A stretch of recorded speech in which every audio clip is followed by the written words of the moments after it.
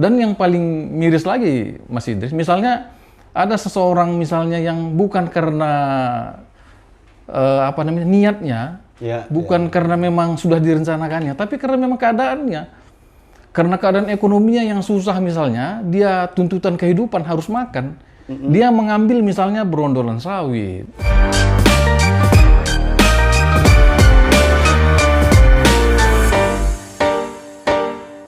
Assalamualaikum warahmatullahi wabarakatuh. Selamat siang pemirsa masyarakat Jambi dimanapun berada. Alhamdulillah kita menyempatkan diri lagi di ruang podcast Dibajak, dibahas bareng Jaksa tentunya, dimana kolaborasi bersama podcast Bincang Kita dan buat seluruh masyarakat Jambi tentunya. Baik teman-teman, hari ini saya bergabung kembali Pak ya. Iya. Bersama Pak Gloria Sinohaji. ngulang lagi Ya, ini. selamat siang. Ya, pastinya tentu untuk mengedukasi masyarakat banyak luas lah. Begitu Pak Sinohaji ya.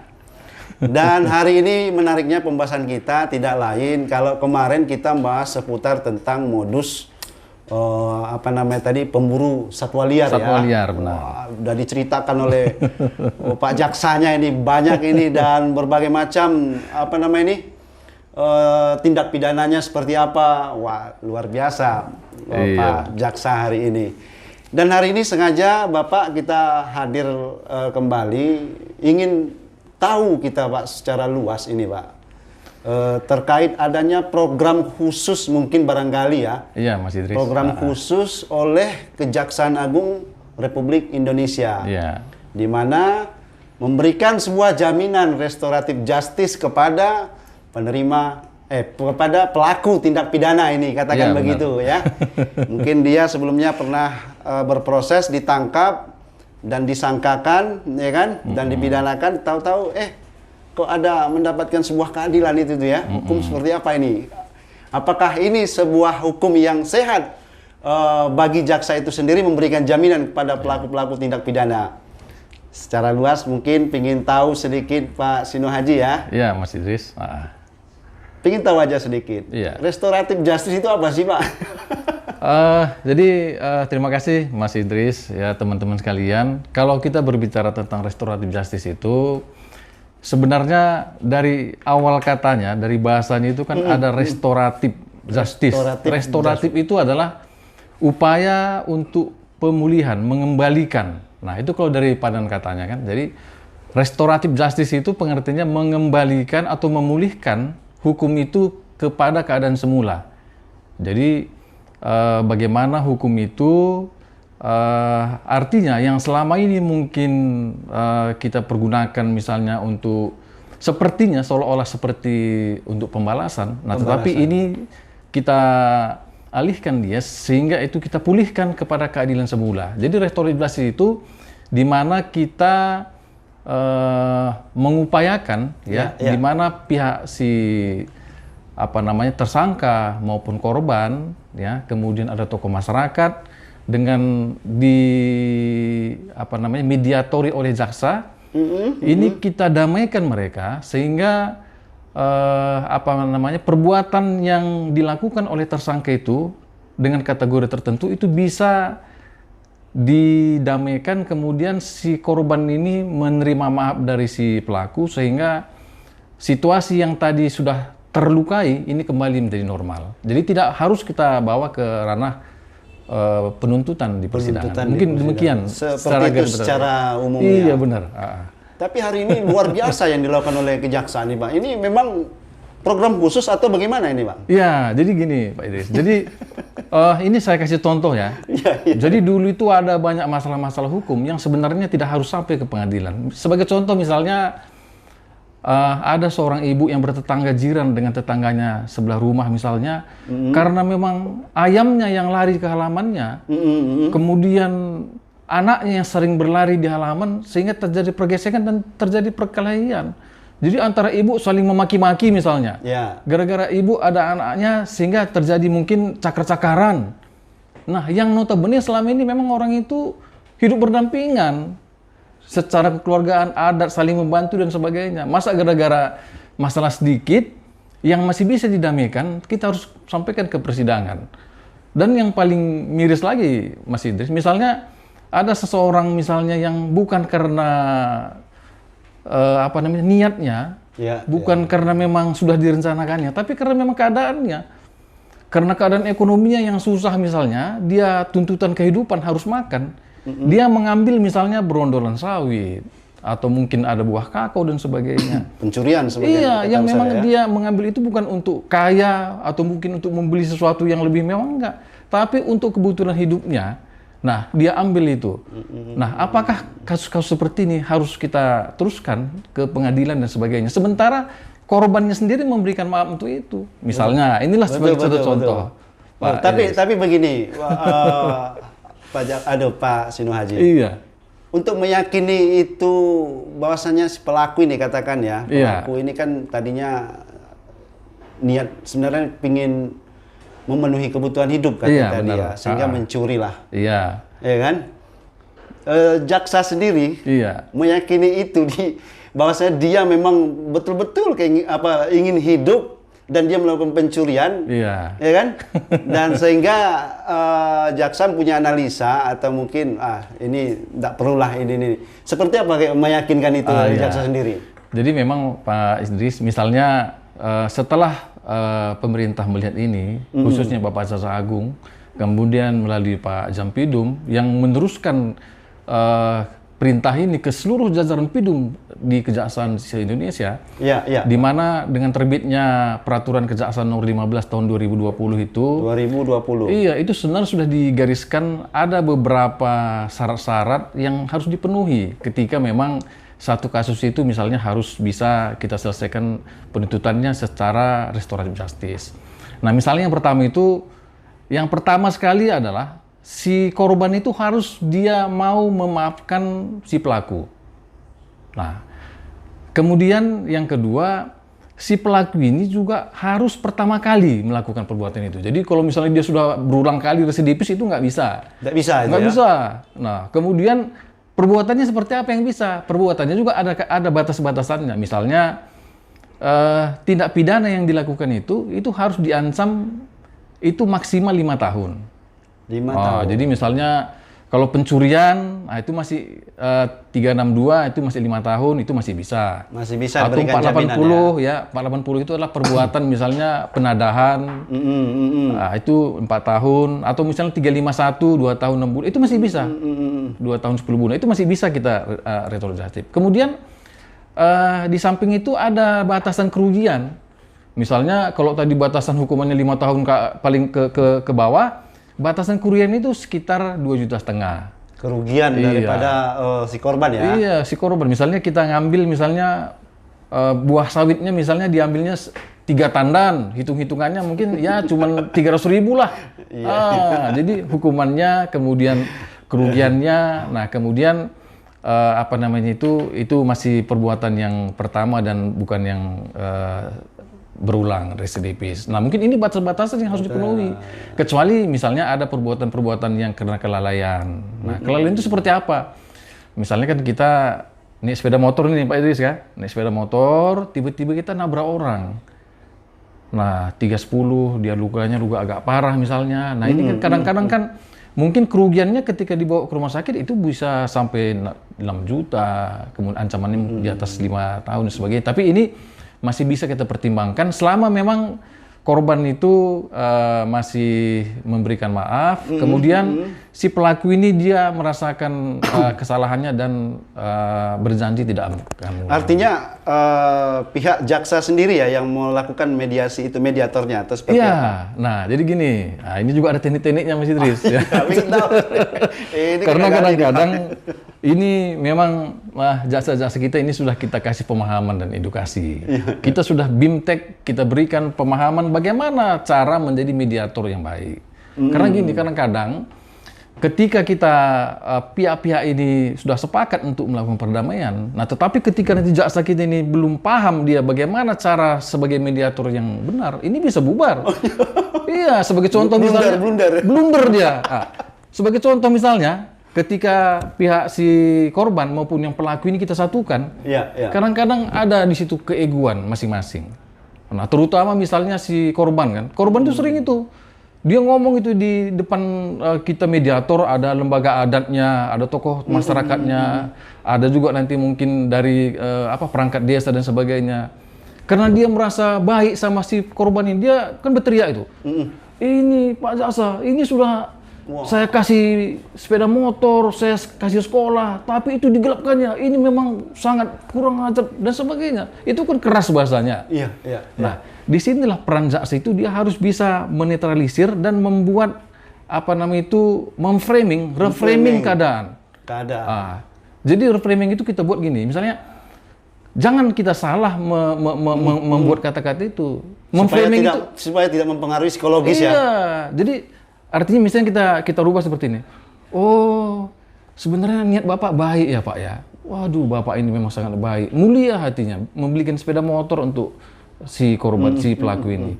Tapi Pak, dengan niat baik Bapak itu, Bapak kan mesti mau memaafkan dia kan. Nah, dari secara psikologis dia kan, oh iya aku baik. Iya, saya masih mau Pak Jaksa. Nah, itu jadi ada titik temu sehingga mediasi itu bisa tercapai. Jangan nanti misalnya kita pre-pacing istilahnya itu. Ada pre-pacing itu, kita mengulangi. Kita nggak paham, kita bikin pre-pacing itu.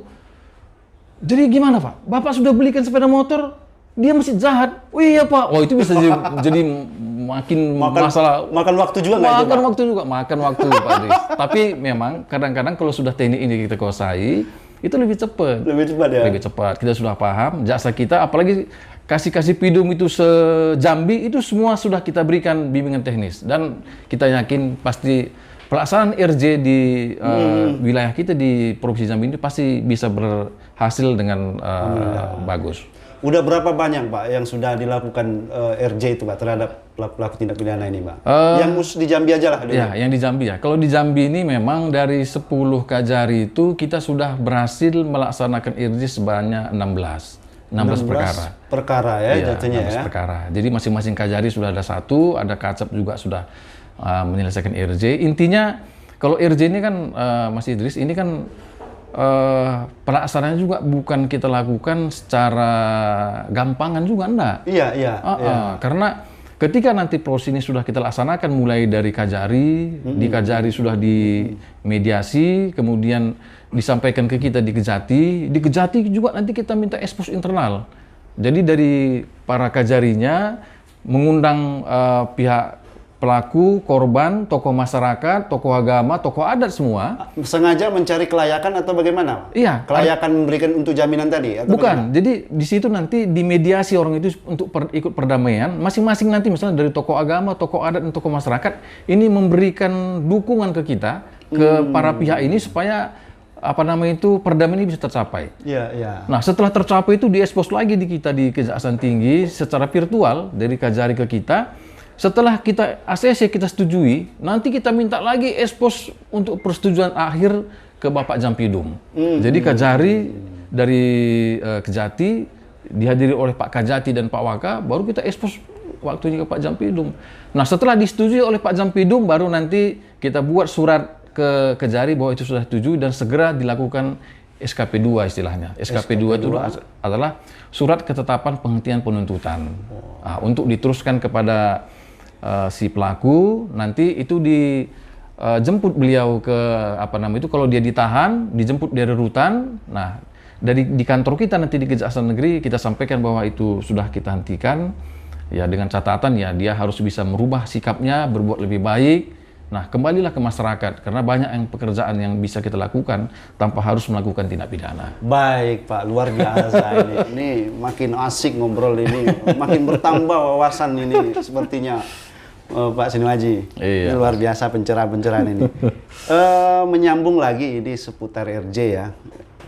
Tadi sudah sempat berbincang terhadap siapa-siapa saja yang dapat menerima jaminan itu dan perkara apa saja sudah dijelaskan tadi ya. Dan juga ada 16 tadi ya jumlahnya. Ya, 16 perkara yang sudah diberi jaminan RJ. Ya. Nah, yang menjadi persoalan hari ini Pak Sinuaji. Ya. Ingin tahu pengaruh besar diberikannya RJ terhadap masyarakat dalam kurung pelaku lah ya, tindak pidana seperti dia sudah disangkakan, ya kan? Aturannya mau diputuskan dia ini sekian, tidak jadi, udah kasih jaminan karena ada faktor-faktor tadi ya. Iya, Mas Idris. Setelah diberikan jaminan itu, tentu jaksa punya barometer kayaknya ini tidak bakal mengulangi lah ini nih. Maka kita beri jaminan. Apakah seperti itu dan apa pengaruhnya, Pak Sinuaji? Ke masyarakat ya. Terima kasih Mas Idris. Terhadap pelakunya dulu, Pak. Terhadap pelaku ya. Jadi kita gini, kenapa ketika melakukan mediasi IRJ itu kita harus melibatkan misalnya selain pelaku dan korban, kita juga libatkan tokoh masyarakat. Kemudian kita libatkan juga tokoh adat, kemudian tokoh agama.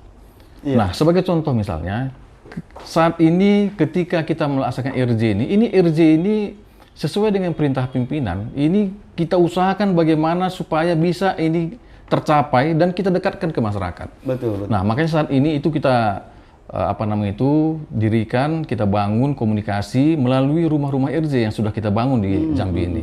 Nah, di sini nanti peran itu tidak hanya peran daripada mediator jaksa yang mengawasi perbuatan ini, tetapi peran dari tokoh masyarakat dan lembaga adat. Nah, karena misalnya ya, apakah ketika kita laksanakan IRJ, terjadinya perdamaian antara korban dan pelaku ini diterima oleh masyarakat. Nah, jadi ini juga harus kita lihat faktor-faktor ini. Ketika nanti masyarakat, misalnya kepala desanya kah, apakah tokoh adatnya, tokoh agama mengatakan, Pak, ini kalau ini dilaksanakan, wah kami takut Pak, ternak lembu, sapi kami semua, ini kami takut hilang semua nanti. Ngulang lagi. Nah, makanya semua yang kita berikan ini adalah mereka-mereka yang memang berhak untuk itu. Seperti saya sampaikan tadi bahwa perbuatan pidana yang dilakukannya itu perkara kecil, bahkan yang dilakukan bukan karena adanya niat ataupun yang sudah direncanakan, tapi karena keterpaksaan. Keterpaksaan karena ekonomi, di mana dia butuh makan, istrinya yang sakit, atau anaknya yang mau susu, atau kemarin kejadian di daerah Jawa misalnya, ketika memang situasi pendidikan kita online yang dibutuhkan dia memang handphone atau apa dibutuhkan, dia curi itu. Untuk apa? Karena dia lihat anaknya harus sekolah secara daring misalnya. Nah, dan ini didukung oleh tokoh masyarakat, tokoh adat, dan tokoh agama yang di tempat itu. Sehingga itulah yang semua yang ikut mengawasi para pelaku ini. Ketika memang dia tahu bahwa anak ini selama ini kelakuannya adalah benar, nah tetapi karena terpaksa dia melakukan itu, nah itulah yang kita apakan. Dan perbuatan IRJ ini sangat didukung oleh seluruh masyarakat. Dari semua yang kita laksanakan misalnya Mas Idris, dari seluruh kabupaten yang ada di Jambi, ini saya lihat seluruh tokoh masyarakat termasuk kepala daerah semua mendukungnya. Bahkan ini ketika kita ada laksanakan pertama IRJ di sini, ada beberapa baik itu di Jambi, di Serolangun, ketika kita laksanakan itu tulus dengan nyata-nyata itu menangis itu si pelakunya, bahkan si korbannya. Nah, kita merinding sih. Kenapa kok si korbannya juga merasa gitu? Termasuk tokoh masyarakat dan kepala desanya. Karena dia merasakan bahwa bahasa-bahasa selama ini, di mana hukum itu adalah tajam ke bawah tubuh kaca, itu nggak benar. Hukum itu bisa dirasakan semua oleh masyarakat, lapisan masyarakat, bahkan bagi mereka yang mungkin kekurangan dari sisi ekonomi. Dan kita harus pahami, Mas Idris, bahwa hukum itu sebenarnya, kalau dari dasar-dasar ilmu hukum dulu kita kuliah di Fakultas Hukum, itu kan disebutkan sama kita bahwa pidana itu adalah ultimum remedium. Benar. Nah, kenapa premium remedium yang nggak kita laksanakan? Nah, sekarang itulah yang kita laksanakan. Itulah yang dilihat oleh pimpinan kita di Kejaksaan Agung, Bapak Jaksa Agung, Bapak Jampidum, sehingga inilah yang kita laksanakan di masyarakat, supaya masyarakat ini memahami dan merasakan bahwa hukum itu sebenarnya melindungi segala lapisan pihak, termasuk masyarakat yang berekonomi lemah. Mungkin demikian. Artinya dengan tersentuh itu mungkin itu salah satu faktor kita yakin dia tidak akan mengulangi lagi nih. Udah pasti. Karena kita lihat dari bangunan kasusnya yang selektif, kemudian kita lihat dari pendapat masing-masing pihak, termasuk itu tadi melibatkan kita tadi. Dan kita kan gini, budaya kita ini kan, adat istiadat kita ini kan orang timur, itu syarat dengan budaya gotong royong, saling membantu. Gotong royong. Iya kan? Saling memaafkan. Iya kan? Masa nanti gara-gara yang saya sudah sampaikan tadi, ayamnya masuk ke sebelahnya, dia menjerit, kamu maling ya? Oh, kau bilang saya maling. Terakhir sampai cakar-cakaran sampai ke ke pengadilan. Padahal selama ini saling membantu. Ketika pesta ini saling membantu, ini pesta saling membantu, tetapi masalah sedikit karena emosi sesaat. Nah, apakah harus ini yang kita sidangkan misalnya? Nah, inilah yang harus kita apakan. Ketika ini bisa kita damaikan, sebagai contoh misalnya, ketika nanti misalnya ego ini kita teruskan dan kita tidak masuk sebagai mediator misalnya, katakanlah dihukum 2 bulan nanti si pelakunya. Nah, kemudian setelah dia keluar dari penjara misalnya, bagaimana hubungan kekerabatan dia? Toh nanti ada pesta di lingkungan dia, toh ada yang kemalangan, ini kan saling membantu. Nah, inilah yang harus kita restoratif. Iya. Inilah yang harus kita kembalikan ya. Kita pulihkan keadaan itu, sehingga dia saling memaafkan, peluk-pelukan, salam-salaman, yang salah mengaku salah, yang salah dimaafkan oleh yang korbannya, pelaku. Jadi sehingga semua sudah baik kembali. Jadi nggak ada lagi masalah-masalah lain. Nah, mungkin itu yang kita harapkan. Makanya pimpinan kita di Kejaksaan Agung ingin seperti ini diterapkan, Pak. Baik, luar biasa ini ya, Kejaksaan Agung ya. Baik, Pak Sinuaji. Terkait demikian tadi, cuman satu lagi belum ya, ini. Mas Idris. Bikin tahu aja. Ini kan ada 16 perkara katanya. Oh iya. Paling menyentuh itu apa kasusnya? Yang pernah Pak Sinuaji ketahui? Oh, paling menyentuh ya? Yang menyentuh, memberikan jaminan itu. Oh ya. Perkara yang mana? Ada satu kasus sebenarnya ini terjadi di Sarolangun. Nah, di Sarolangun ini dia itu menerima barang hasil curian. Iya. Nah, itu kemarin infokus. Nah, infokus dari sekolah diambil. Nah, tapi karena dia memang butuh uang saat itu, ketika memang ditawarkan ada duit segini, kemudian dia bisa jual. Nah, itu dia lakukan. Nah, dan ini memang si pelaku ini, dia ini kerjanya juga serabutan, ya mocok-mocok. Dan saat itu anaknya butuh untuk biaya Bukan, untuk membayar biaya SPP sekolahnya. Nah, sehingga dia lakukan itu, dan memang ketika itu kita BCRJ-kan, ini malahan yang sangat mendukung ini kepala desanya. Dia sangat karena si kawan ini juga termasuk orang yang baik dan sering membantu, misalnya membersih pekarangan itu di lingkungan desanya. Sehingga memang ketika itu berhasil dan kita setujui, itu kita juga mendapat apresiasi dari seluruh lembaga masyarakatnya, lembaga adatnya, semuanya memberikan apresiasi kita. Terima kasih, Pak. Kami pikir, ya itu yang saya sampaikan tadi, kami pikir kalau sudah orang miskin, Pak, ini pasti dipenjara semua katanya. Betul. Nah, itulah yang dirasakan sama teman-teman di sana itu, bahwa dia sangat mendukung. Nah, karena memang terjadi di tempat ini di Sarolangun dan di Merangin, makanya kemarin ketika kita pencanangan rumah RJ pun yang pertama itu kita lakukan di Sarolangun dan di Merangin. Oh, begitu Pak ya? Karena begitu besar dukungan dari teman-teman LSM masyarakat, tokoh adat, tokoh agama di sana. Oh iya. Luar biasa. Luar biasa. Ini sangat menyentuh. Baik, Pak Sinuaji, kita mau menambah sedikit. Iya. Sudah melakukan beberapa jaminan ya kepada pelaku ya. Iya. Terus dibarengi lagi, ada lagi namanya program membangun rumah restoratif justice. Yeah. Dan ada juga namanya lagi kampung restoratif justice. Ya. Nah, itu seperti apa itu, Pak? Satu-satu dong, Mas, sedikit. Oh iya. Secara umumnya aja, apa itu rumah restoratif justice dan apa itu kampung restoratif justice? Ya, terima kasih Mas Idris. Jadi memang awalnya itu ada berkembang rencana pembangunan kampung restoratif justice. Nah, tetapi belakangan terakhir kita ubah menjadi rumah restoratif justice. Nah, kenapa kita buat rumah? Karena kalau kita lihat kan rumah ini kan merupakan satu bagian kumpulan terkecil dalam satu komunitas di satu desa, itu di rumah. Semua permasalahan-permasalahan itu kan ya kita selesaikan di rumah, itu konsepnya. Sehingga memang kita bikin ini menjadi rumah restoratif justice.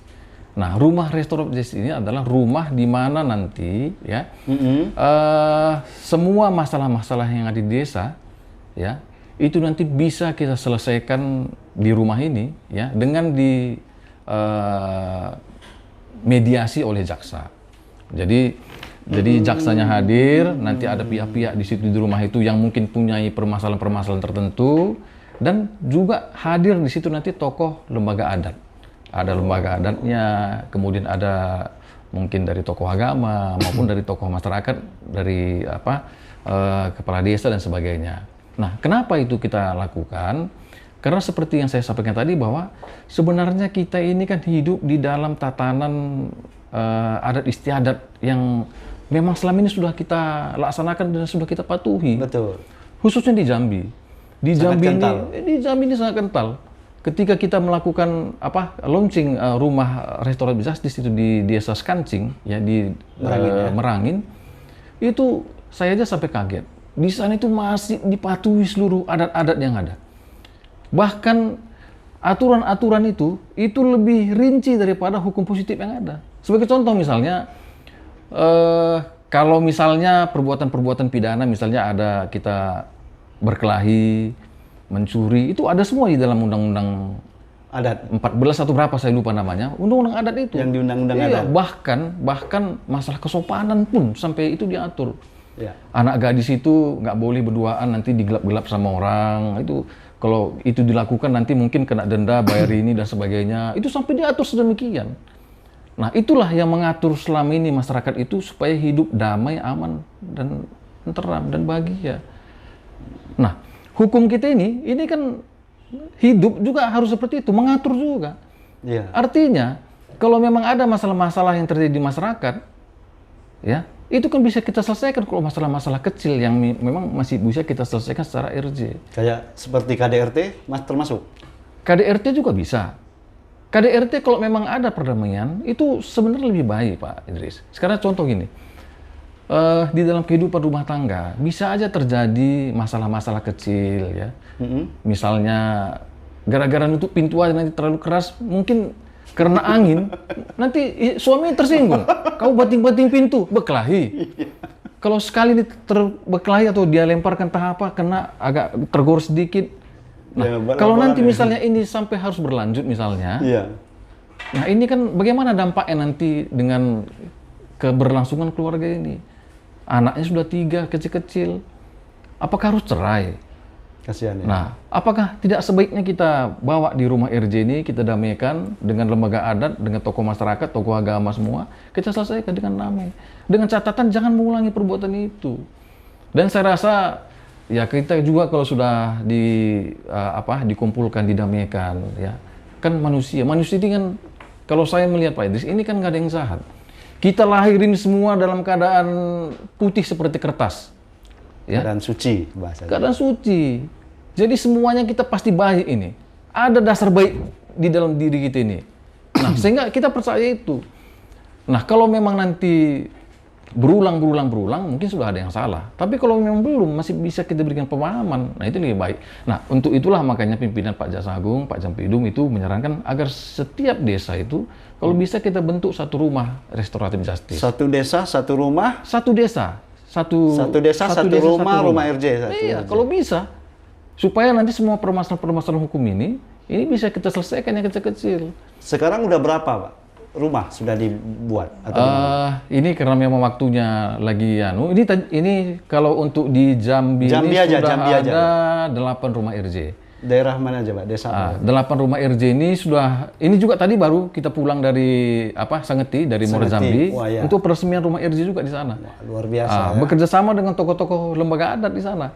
Jadi kalau yang sudah itu mulai dari Sangeti ya, dari Jambi, kemudian Batanghari, kemudian Merangin, Sarolangun, ya. Tanjung Jabung Barat, Tanjung Timur. Baru itu terlaksana. Masih 2. Kerinci sama Muara. 2 kabupaten yang belum, Kerinci dengan Tebo. Yang lainnya udah, Bungo juga udah. Artinya dengan adanya rumah RJ tadi, Pak Sino Haji, bisa menyatukan visi daripada hukum kita, hukum yang umum sifatnya ya, Mas Idris. Dengan hukum adat itu bisa menyatu itu. Bisa berjalan, saling mendukung itu. Bahkan ya, bahkan kalau saya lihat dengan adanya rumah RJ ini menjadi trigger buat teman-teman di lembaga adat, kemudian di tokoh masyarakat, di tokoh agama. Yang selama ini mereka vakum, dia tahu, tapi nggak bergerak nih. Dia kan tahu di sana berkelahi. Tapi ketika dia nggak dilibatkan, dia diam aja itu. Mungkin dia cerita, oh semalam yang sana berkelahi, tetangga yang sana pukul-pukulan misalnya. Tapi dengan adanya rumah RJ ini mereka jadi trigger buat teman-teman ini, buat lembaga-lembaga ini, supaya dia lebih aktif.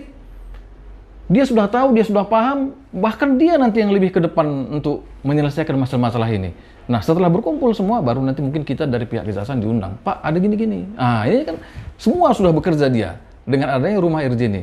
Makanya rumah RJ ini kita datangi ke masyarakat. Ini loh rumahnya. Kalau kamu mau ada masalah di sini ya, gitu. Jadi masyarakatnya nggak sungkan-sungkan lagi. Kalau nanti seperti kemarin itu, kita kasih nomor misalnya, ini nomor hotline di Kejaksaan Tinggi Jambi atau di Kejari ini. Kalau ada apa-apa datang ke Kejari, yang segan juga. Segan juga dia mereka. Segan masyarakatnya. Dia mau masuk kantor jaksa aja dah, aduh ini gimana? Padahal kalau dia masuk, dia boleh buktikan bahwa di kantor jaksa itu sekarang sudah rumah rakyat. Iya, kita aman, nyaman di sini. Nah, tapi kan masih ada bayangan-bayangan itu yang itu masih ada. Masih ada, Mas Idris. Makanya kita, udah daripada teman-teman itu takut, udah kita deketin masyarakat itu. Kita bangun itu di wilayah masyarakat. Seperti itu. Luar biasa. Itu dia pemirsa ya, teman-teman ya. Ini sangat mengedukasi apa yang sudah dilakukan oleh pihak kejaksaan itu sendiri ya. Semoga program ini terus berlanjut dan tidak jenuh-jenuhnya untuk berbuat adil terhadap masyarakat pastinya. Segera, pasti. Ya, Mas Inu Haji. Ini sebelum penutup ini minta pesan-pesan lah untuk pesan-pesan singkat untuk seluruh masyarakat Jambi terkait mungkin pandangan hukum dan mungkin pandangan keadilan. Mungkin apa kira-kira Pak pesannya untuk masyarakat Jambi? Buat teman-teman, saudara-saudara sekalian, masyarakat Jambi, kita sudah ada namanya Rumah Restoratif Justice. Itu sudah nanti akan kita bangun di setiap kabupaten, dan kita akan usahakan nanti mungkin di setiap kecamatan dan desa ini akan kita bangun. Dan kita harapkan kepada seluruh teman-teman, seluruh masyarakat, ketika ada menghadapi masalah-masalah hukum, jangan takut, silahkan ya, manfaatkan rumah RJ ini, hubungi teman-teman di kejaksaan ya, sehingga nanti mungkin masalah-masalah yang ada itu bisa kita cari solusinya.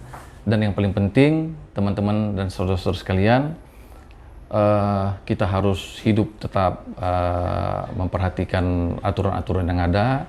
Sedapat mungkin jauhi perbuatan-perbuatan tercela dan pidana, sehingga dengan demikian kita terhindar dari masalah hukuman. Mungkin demikian. Sekali lagi saya ucapkan, ya mudah-mudahan tetap kita kenali hukum dan kita tetap harus jauhi hukuman. Mungkin demikian, Mas Idris. Baik, itu dia pemirsa. Luar biasa. Semoga ini menjadi inspirasi buat masyarakat seluruhnya, dimanapun berada ya. Dan mungkin cukup sekian, kita pamit undur diri. Semoga mengedukasi. Assalamualaikum warahmatullahi wabarakatuh. Selamat sore.